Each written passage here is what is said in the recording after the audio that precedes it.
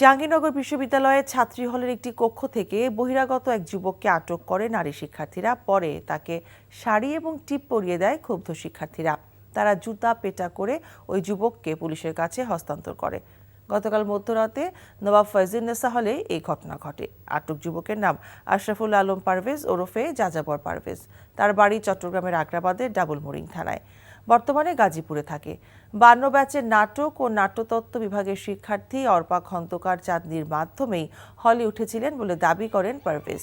বলেন, বিশ্ববিদ্যালয়ে হিম উৎসবের শেষে অর্পার সঙ্গে কপালে টিপ, প্লাজো এবং মুখে ঘোমটা দিয়ে মেয়েদের হলে প্রবেশ করেন তিনি। আর চাঁদনি বলেন, রাতে থাকার জায়গা না থাকায় ছেলে বন্ধুকে মেয়েদের হলে আনেন তিনি, তবে আপত্তিকর অবস্থায় ছিলেন না।